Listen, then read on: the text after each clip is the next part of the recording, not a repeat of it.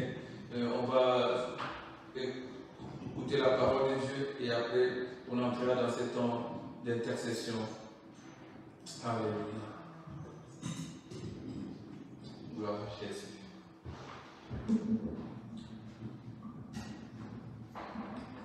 Et je vous partagerai la parole de Dieu. J'avais commencé, c'est il y a 2 semaines, sur les signes véritables du salut.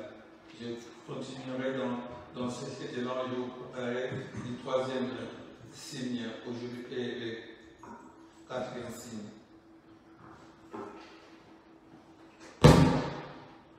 Alléluia. Je reconnais que tu peux tout et que rien ne t'est impossible.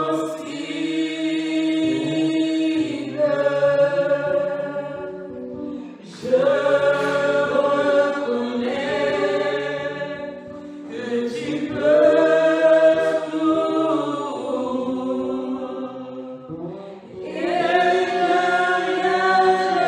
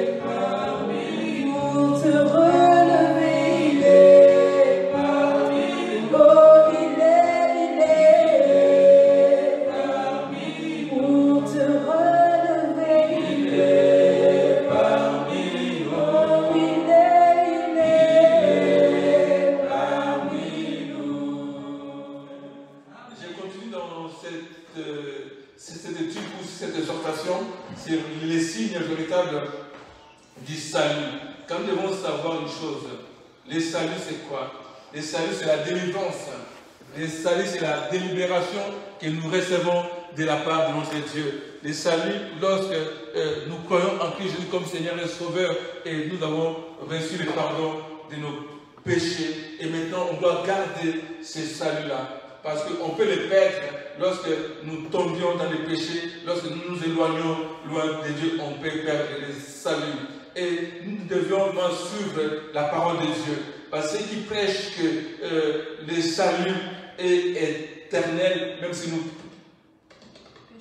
péchons, ce sont des faux enseignements.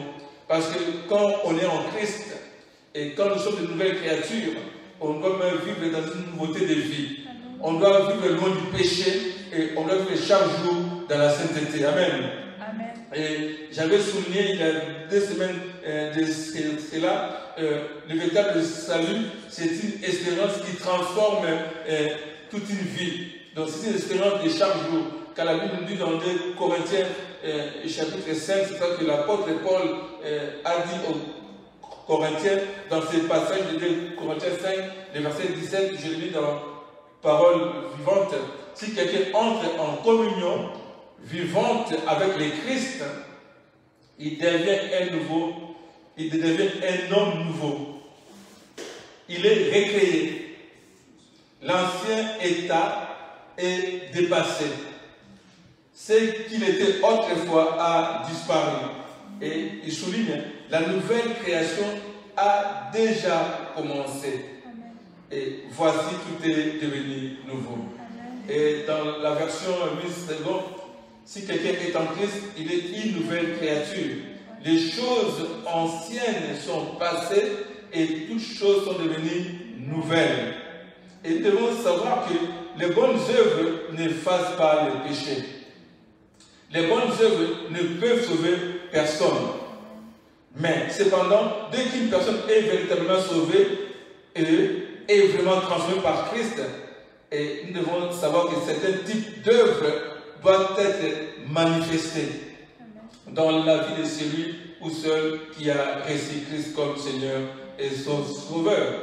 Et c'est pour cela que dans l'épître de Jean au chapitre 2, à partir du verset 3 au verset 6, la Bible dit, je vais lire dans parole vivante, il dit, nous saurons que nous l'avons réellement connu si nous conformons notre vie à ses commandements. Donc, si tu conformes ta vie au commandement de Dieu, cela veut dire que tu as réellement connu le Seigneur.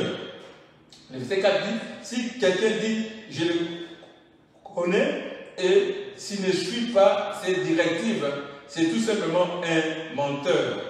Il prouve que la vérité n'a pas de place en lui. Et souvenez-vous, la Bible dit que celui qui est Christ affranchi, il est réellement libre. Donc celui qui est affranchi par la vérité, qui est la parole de Dieu, est réellement libre.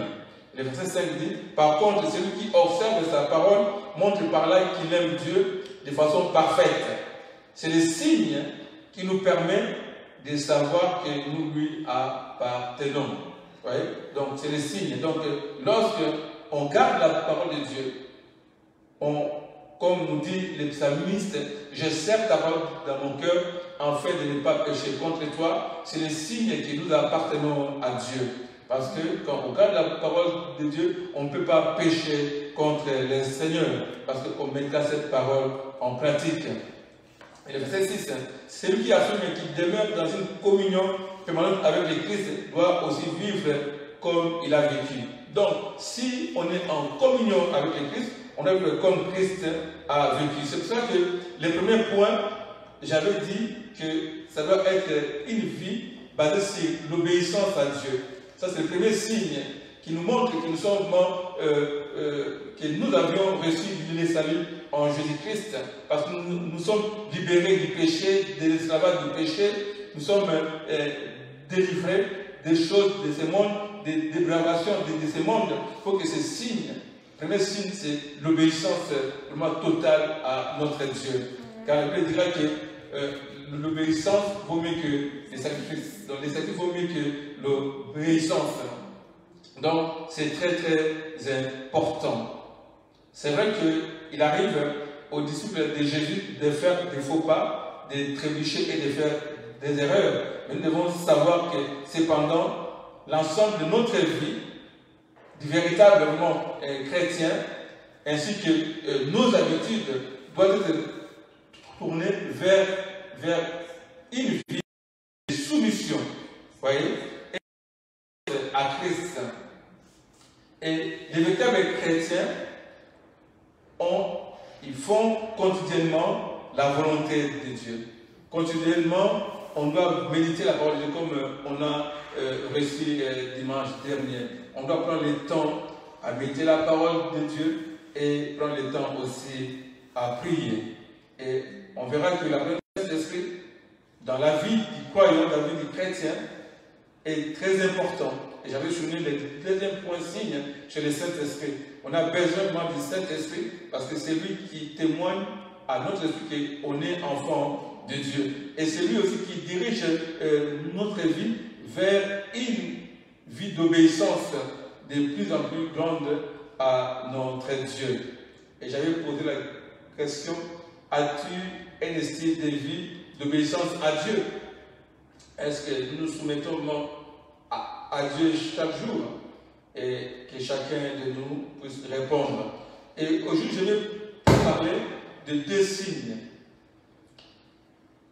Nous devons savoir qu'on doit avoir un style de vie aussi basé sur la repentance et l'abandon du péché. C'est très important parce que la Bible nous dira, j'aimerais que quelqu'un puisse le lire dans 1 Jean, au chapitre 3, au verset 6 jusqu'au verset 9. 1 Jean, chapitre 3, au verset 6 jusqu'au verset 9. Si quelqu'un peut le lire rapidement.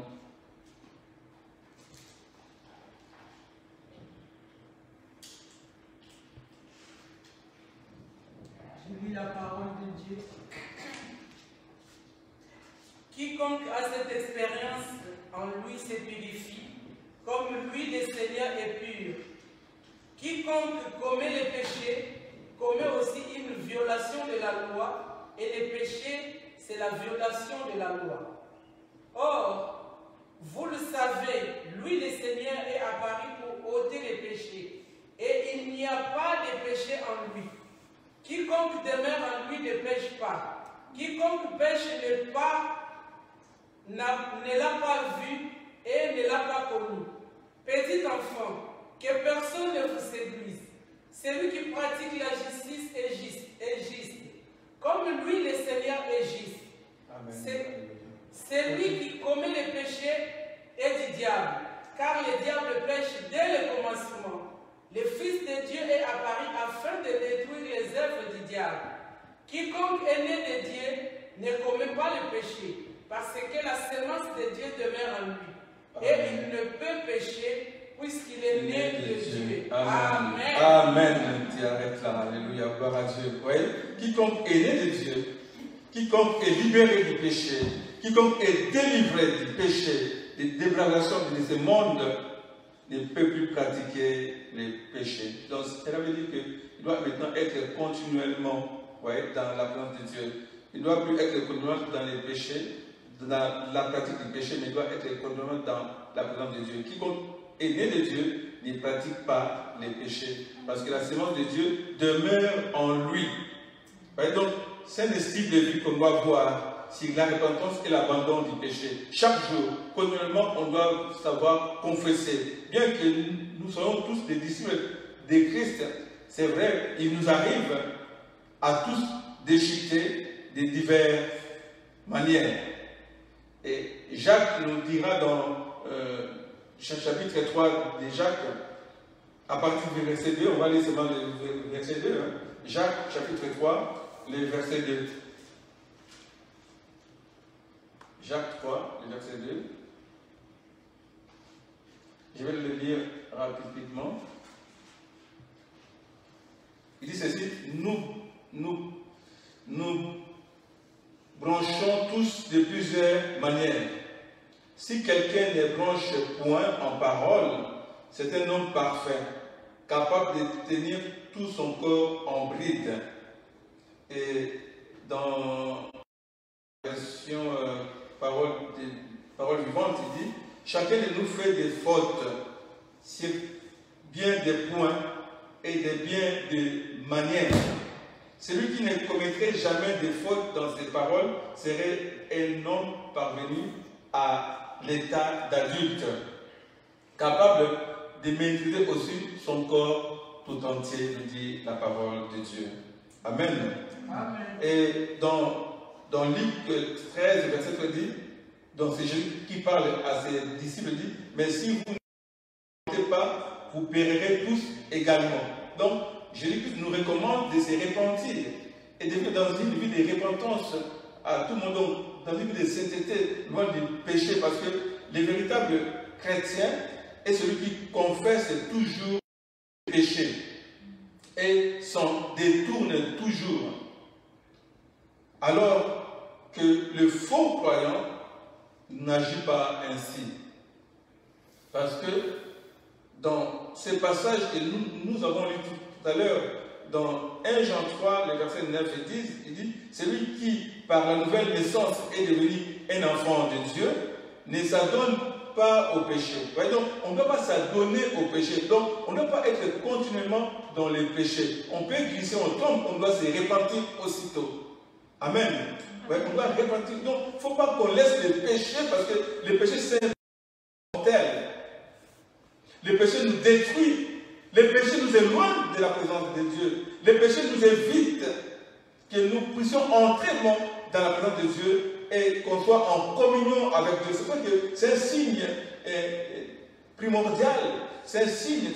Ça doit être notre site de vie, dans une vie de repentance et de pardon. Demander pardon à notre Dieu. Et l'abandon du péché est très important. On doit chaque jour abandonner les péchés. Et souvent, je dis, quand on s'attache à Dieu, au fur et à mesure, chaque jour, quand on s'attache à Dieu, et puis on s'éloigne des choses qui ne sont pas nécessaires pour notre vie. Chaque jour, on s'attache à Dieu, et chaque jour aussi, Dieu nous renouvelle, Dieu nous montre des choses. Parfois, on pensait que c'était bien, mais devant Dieu, c'est un péché.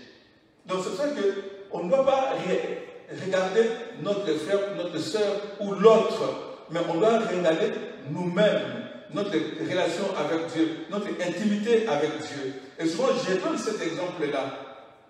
J'étais responsable. Quand je suis converti, Dieu m'a fait grâce d'avoir directement la responsabilité. Je dirais les responsabilités. Mais je prenais de la bière, qui est l'alcool, devant tout le monde. Je ne voulais pas faire une vie d'hypocrisie.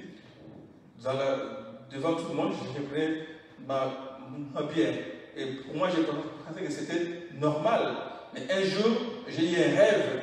Et dans ce rêve, j'ai vu que j'étais dans un bar. J'ai voulu demander de la bière. J'ai vu un ancien de mon église. J'ai dit, ah, si je demande de la bière, l'ancien de l'église va me voir. J'ai demandé discret. Et je me suis réveillé. Et le Seigneur m'a dit, aujourd'hui, tu ne peux plus boire. Oui. Et pour d'autres, sont des chrétiens. Ils prennent du vin, ils prennent de l'alcool, de la bière, du champagne. Pour eux, c'est tout à fait normal. Mais pour moi, je me rappelle, un jour, j'étais allé chez ma grande sœur, il faisait tellement chaud, et on me donne une petite bouteille de bière, et j'ai pris, et quand j'ai pris ça, j'étais malade, et dans mon cœur, le Seigneur me reprochait que tu as péché, tu as péché, tu as péché. Et depuis ces jours-là, je n'ai jamais pris de l'alcool.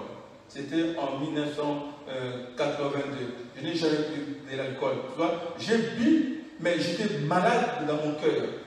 Et c'est comme que ma relation avec Dieu était vraiment interrompue. C'est pour ça que la vie chrétienne, c'est une vie d'intimité personnelle avec Dieu. On ne peut pas se comparer. Même si l'autre, il boit, c'est son problème avec Dieu. Mais si Dieu te dit de ne plus boire, de ne pas faire tel péché, ne le fais pas. Les péchés nous éloignent de Dieu. Même boire de l'alcool, pour moi, si je prends de l'alcool, je pêche devant Dieu. Ouais, donc, c'est pour cela qu'on doit avoir cette intimité. C'est vrai que la Bible dit, celui qui, par la est devenu un enfant de Dieu, ne ne s'adonne pas au péché, car les principes de vie qui viennent de Dieu a été implanté en lui et demeure en lui. Donc, cela signifie qu'on a la semence de Dieu. Cette semence que Dieu a plantée en nous, on devient de nouvelles créatures, on devient une même plante avec Dieu. Amen. C'est pour ça qu'on doit vivre loin du péché, faire une vie de sanctification.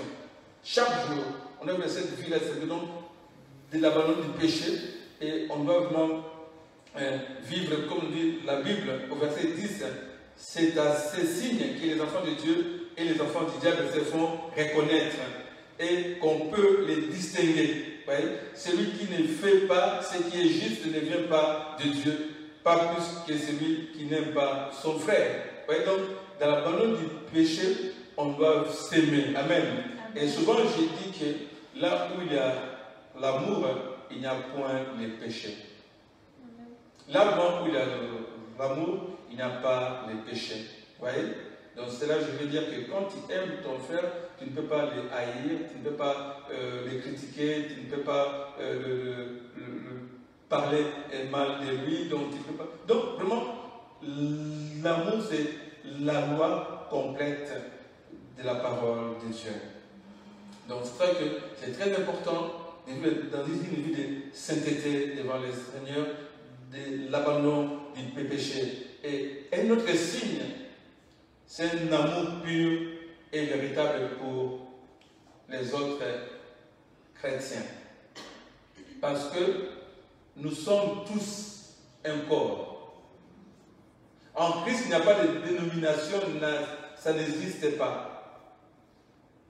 Les vrais signes de véritable salut, on doit aussi reconnaître les autres chrétiens. On doit aussi avoir un amour, je dis, un amour pur pour les autres chrétiens, les autres croyants, ceux qui croient en Christ comme nous. On doit vraiment vivre ensemble dans cet amour pur et on ne doit pas critiquer les autres assemblées. Quand on critique les autres assemblées, nous critiquons nous-mêmes. C'est très important de les connaître. Et je m'arrêterai là parce que c'est très important. Avant que j'arrête qu'on entre dans la prière, je veux qu'on lise 1 Jean chapitre 3, les versets 14 et 15.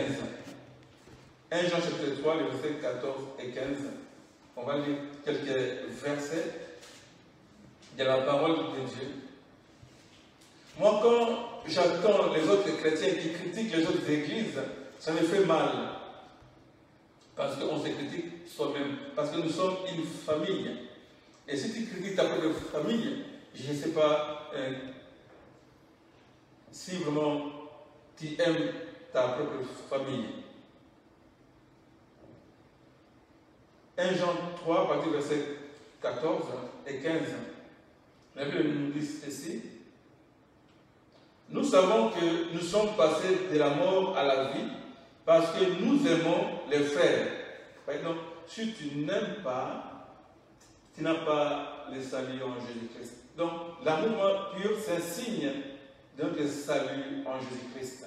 C'est un signe que nous étions libérés du péché. Nous savons que nous sommes passés de la mort à la vie parce que nous aimons les frères. Celui qui n'aime pas demeure dans la mort. Ouais?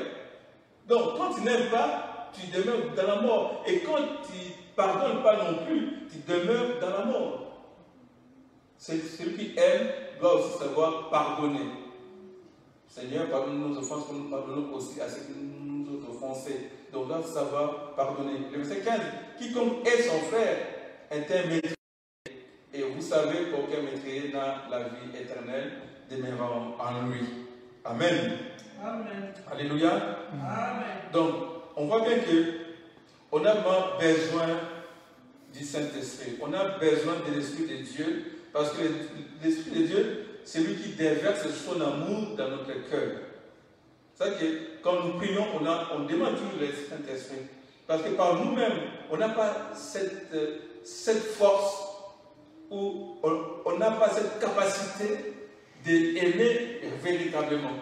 C'est-à-dire qu'on a besoin du Saint-Esprit. C'est un don que Dieu peut nous donner, ce don d'amour, c'est donc d'aimer réellement, véritablement. Car dans Romains 5, verset 5, nous dit ceci: or, notre espérance ne risque pas d'être déçue, car Dieu nous aime. Il nous a donné son Saint-Esprit qui a rempli nos cœurs de son amour. Vous voyez, donc, on a besoin du Saint-Esprit, car l'Esprit de Dieu produit bien d'autres choses. Les fruits de l'Esprit, c'est l'amour, comme vous le savez, la joie, la paix, la patience, le bon caractère, l'amabilité, la serviabilité, la bonté, la générosité, la fidélité, la confiance dans les autres. Donc, et ma question ce soir, pour nous qui sommes là et pour ceux vous qui êtes chez vous, est-ce que avez-vous un amour véritable et sincère pour les autres croyants, pour ceux qui ne sont pas de notre assemblée? Parce que ce soir, on va prier pour les autres assemblées. Parce qu'on doit manifester cet amour. Comment le monde saura que nous appartenons à Dieu si nous ne les aimons pas, si on est là en train de critiquer les autres frères et sœurs? Et au milieu des païens, je vois parfois d'autres chrétiens qui critiquent même leurs pasteurs, même leurs frères et sœurs en Christ au milieu des païens. Et comment veux-tu que ce païen puisse venir en Christ? Comment veux-tu que ces gens-là qui ne connaissent pas Dieu puissent donner leur vie à Christ si nous-mêmes, étant les enfants de Dieu, on n'arrive pas à s'aimer véritablement? On n'arrive pas à avoir cet amour pur et véritable. On est là en train de parler des mal des uns et des autres. Voire même au milieu de notre famille, il y a d'autres familles, au milieu des parents, ils parlent des mal de l'Église au milieu des enfants. Et comment veux-tu que l'enfant puisse donner sa vie à Christ si tu es toujours là en train de parler le mal de ton Église, de ton propre Église? Et comment est-ce que ces enfants vont donner leur vie à Christ? Même si un frère t'a fait du mal, accorde ton pardon, ne parle pas cela au milieu des enfants. Parce que les enfants vont retenir cela. Si tu dis, ah, tel frère m'a fait du mal, les enfants aussi n'ont pas cette force de venir dans l'assemblée, parce qu'ils vont dire que cette assemblée, ils font du mal les uns et dans son esprit, a déjà cette image-là que telle personne a fait du mal à ma mère ou à mon père, parce qu'on a parlé en famille. Mais bien aimés, ayons le discernement, ayons la sagesse de Dieu. Marchons véritablement selon la parole de Dieu. Et comme j'ai dit, les signes de véritables croyants ou de véritables salut, c'est avoir un amour pur et véritable pour les autres croyants. Et pour les autres aussi membres de l'Église, on doit avoir cet amour véritable pour nous-mêmes ici dans cette assemblée locale. Si quelqu'un de nouveau vient, on doit l'aimer. Il doit avoir cet amour. Ça doit être tout naturel. On ne doit pas forcer. L'amour, on ne le force pas. C'est vrai que ce soir, on va demander vraiment que le Seigneur nous remplisse du Saint-Esprit. Que le Seigneur déverse son notion sur nous, son peuple, afin que nous puissions avoir cet amour pur et véritable. Que le Seigneur puisse bénir sa parole. Et les autres signes, on les verra un autre mardi dans 2 semaines. Parce que les mardis prochains, on a ce temps de jeûne et prière. Donc, il y a le thème qui est déjà là. Donc, on va les respecter. Mais je vous demande vraiment d'avoir vraiment, de se regarder. Est-ce que j'ai des signes véritables du salut dans ma vie? Parce que ce sont des signes ces signes-là sont les fruits aussi, ce sont les fruits de notre salut. C'est très important parce que comment est-ce que les autres sauront que nous sommes enfants de Dieu si on n'a pas le caractère de Christ en nous? Comment est-ce que les autres qui ne connaissent pas Dieu verront, ils vont connaître Dieu si nous-mêmes on ne s'aime pas et si on vit toujours dans le péché? Je parlais de destinée ce soir. Si on vit dans les péchés, quelle différence il y aura-t-il entre ceux qui connaissent Dieu et ceux qui ne connaissent pas Dieu? Il faut que les gens puissent voir cette différence en nous. nous qui connaissons Dieu, il faut qu'il y ait cette différence qu'on vit dans une vie vraiment d'abandon du péché, dans une vie de repentance, dans une vie qui cherche vraiment cette intimité avec Dieu et avoir aussi un amour pur et véritable. Amen. Prions pour cette parole que nous avons récitée ce soir. On va prier pour que le Seigneur nous donne un esprit d'abandon du péché dans une sainteté. On va aussi prier que Dieu nous donne un amour pur, véritable et sincère pour les autres frères et sœurs, pour les autres croyants, même pour ceux qui ne sont pas ensemble, parce que nous formons un corps. Et le corps de Christ il n'y a qu'une seule église, hein. C'est l'église de Jésus-Christ. Les dénominations ne sauvent pas, mais ce qui sauve, c'est Jésus-Christ de Nazareth qui sauve. Donc on va vraiment prier que Dieu nous aide vraiment à demeurer fidèles à nous. Prions. Dieu Père, bénis cette parole que toi tu nous as donnée ce soir. Comme l'a prié David, Seigneur, nous voulons que nous soyons cette église qui sert chaque jour ta parole dans nos cœurs pour ne pas pécher contre toi, notre Dieu. Nous voulons vivre loin du péché, loin des déviations de ce monde.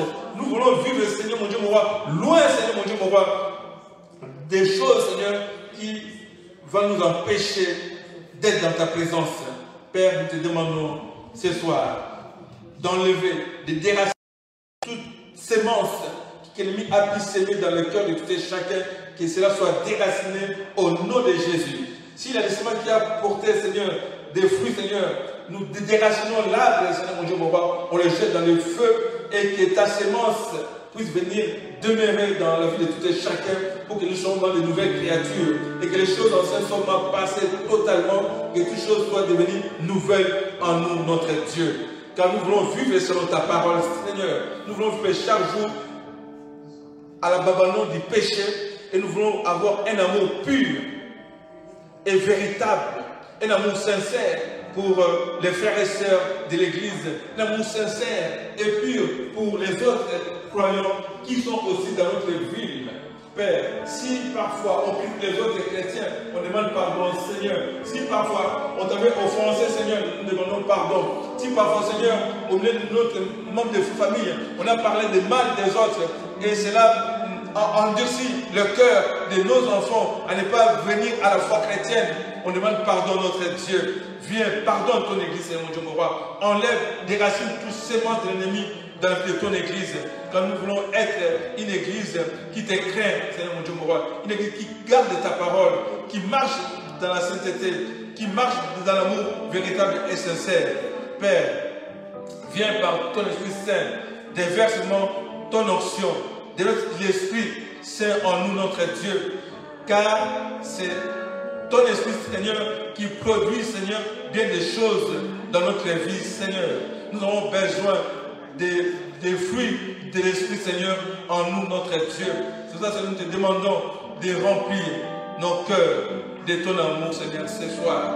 Nous voulons vivre une expérience nouvelle chaque jour avec toi, notre Dieu, car notre espérance est en toi, Seigneur, mon Dieu, mon roi. Nous ne voulons pas, Seigneur, être dessus dans notre marche, mais nous voulons être avec toi pour que nous ne soyons pas dessus.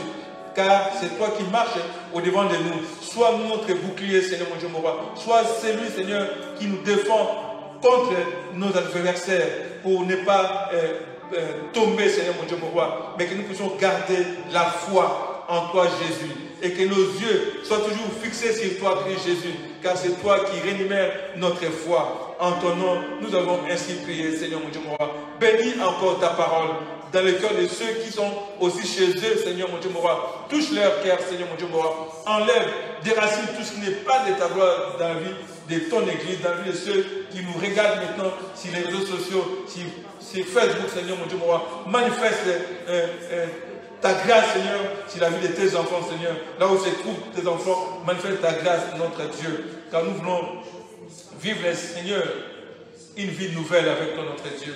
Nous voulons entrer, Seigneur, dans une autre dimension des fois, Seigneur mon Dieu, mon roi. Nous voulons garder notre salut intact jusqu'à ce que Christ viendra chercher son Église. Nous ne voulons pas perdre notre salut. C'est pour ça que nous voulons demeurer toujours en toi, en marchant dans l'obéissance et que les Seigneur puisse nous guider. Parce que la Bible dit que celui qui serait guidé par les Seigneur sont appelés enfants de Dieu. C'est les Seigneur qui témoignent à nous que nous sommes enfants de Dieu. Père, merci de nous aider vraiment, de maintenir, Seigneur, cette chaleur, Seigneur, spirituelle, de mettre ton feu en nous, notre Dieu. Oh Père, merci, Seigneur. Comme le jour de la Pentecôte, Seigneur, le feu était descendu au milieu de l'Église, au milieu des apôtres. Nous voulons aussi que ce feu du Saint-Esprit descende maintenant sur la vie de ton Église, puisse consumer tout ce qui n'est pas de toi, au nom puissant de Jésus. Oh Père, fais descendre de ton onction, fais descendre de ton Saint-Esprit, Seigneur, mon Dieu, moi, qui puisse consumer tout ce qui n'est pas de ta gloire, dans la vie de ton Église, dans la vie de tout et chacun, Père, qui a reçu le salut en Jésus-Christ. Père, merci. Il est bon de louer Dieu. Il est bon de louer Dieu. Louons-le. Il est bon d'adorer Dieu. Il est bon d'adorer Dieu. Il est bon d'adorer Dieu.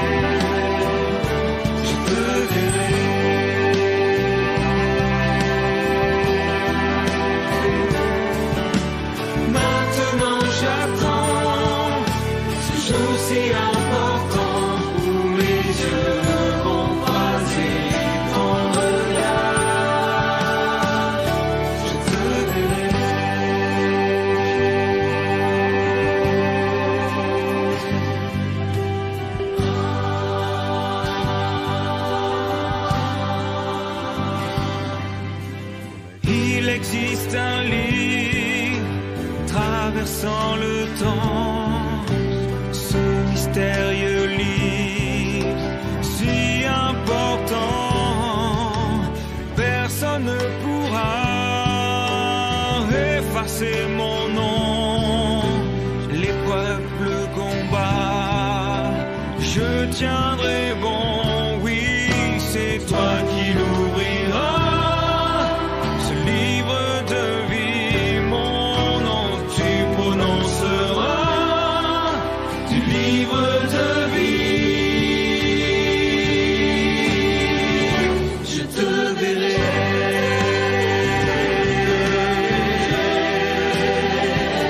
Je te verrai.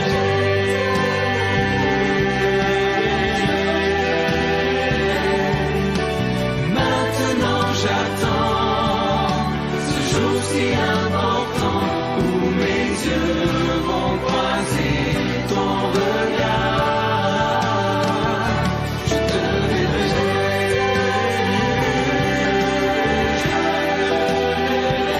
Je te verrai.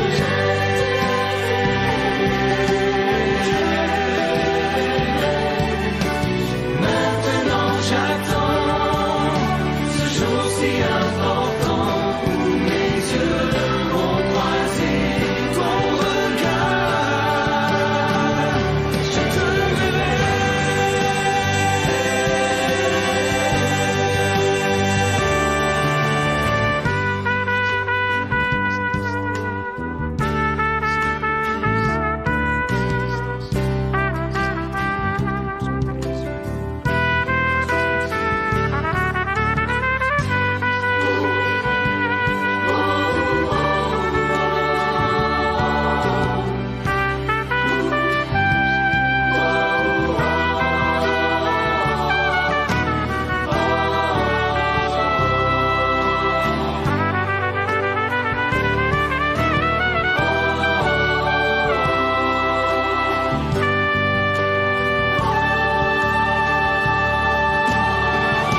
Je te verrai.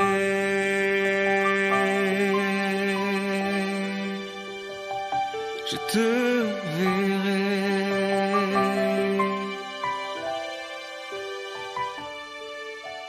Maintenant j'attends ce jour si important où mes yeux